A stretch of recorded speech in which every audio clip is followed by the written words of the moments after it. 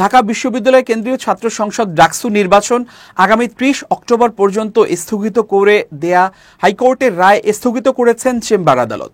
ফলে নির্বাচন হতে কোনো বাধা থাকল না।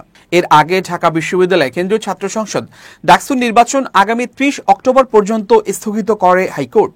সোমবার ডাকসু নির্বাচনের সাধারণ সম্পাদক জিএস পদে এস এম ফরহাদের প্রার্থিতার বৈধতা নিয়ে রিট শুনানির পর হাইকোর্টের দ্বৈত বেঞ্চ এই আদেশ দেন।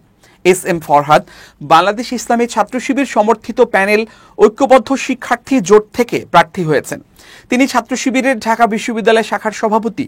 এর আগে এবারের ডাকসু নির্বাচনে বামজোট মনোনীত অপরাজেয় ৭১, অদম্য ২৪ প্যানেলের মুক্তিযুদ্ধ ও গণতান্ত্রিক আন্দোলন বিষয়ক সম্পাদক প্রার্থী বি এম ফাহমিদা আলম রিটটি দায়ের করেন।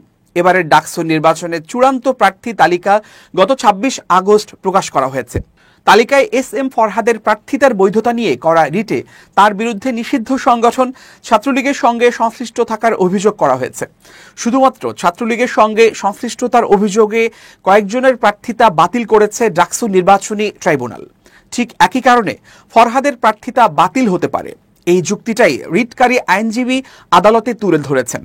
আসন্ন নির্বাচনে এস এম ফরহাদের প্রার্থিতা বাতিল করে তাকে নির্বাচনে অংশগ্রহণ করা থেকে বিরত রাখতে কেন নির্দেশ দেয়া হবে না এ বিষয়েও রুল চাওয়া হয়েছে। রুল হলে তা নিষ্পত্তি না হওয়া পর্যন্ত তার ক্ষেত্রে চূড়ান্ত প্রার্থী তালিকার অংশটুকুর কার্যক্রম স্থগিত চাওয়া হয়েছে।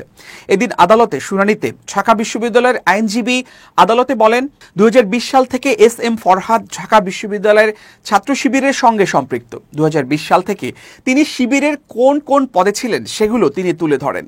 তিনি দেখানোর চেষ্টা করেন এস এম ফরহাদ ছাত্রলীগের রাজনীতির সঙ্গে জড়িত ছিলেন না। এর পাল্টা জবাব দিয়েছেন রিটকারীর আইনজীবী। তিনি গণমাধ্যমে প্রকাশিত প্রতিবেদন পড়ে শোনান। ওই প্রতিবেদনে বলা হয়েছে, ঢাকা বিশ্ববিদ্যালয়ের ছাত্র শিবিরের নেতাদের আত্মপ্রকাশ ঘটল। তিনি বলতে চেয়েছেন, ছাবি ছাত্র শিবিরের কমিটি ৫ আগস্টের আগে প্রকাশিত হয়নি। গুপ্ত রাজনীতির কারণেই এমনটা ঘটেছে। পুরো বিষয়টি যে একটি অমীমাংসিত বিষয় সেটি সবাই স্বীকার করেছেন। শুনানির পর আদালত রিটকারীকে বলেছেন, তার যদি কোনো ক্ষোভ বা আপত্তি থাকে তিনি নির্বাচনী ট্রাইব্যুনালে লিখিত আবেদন করতে পারেন। আবেদনটি সেখানে নিষ্পত্তি হবে। তারপরেও তার যদি কোনো অভিযোগ থাকে তাহলে তিনি হাইকোর্টে নতুন করে আবেদন করতে পারেন। ওই মামলার পরবর্তী শুনানির দিন ধার্য করা হয়েছে আগামী ৩০ অক্টোবর।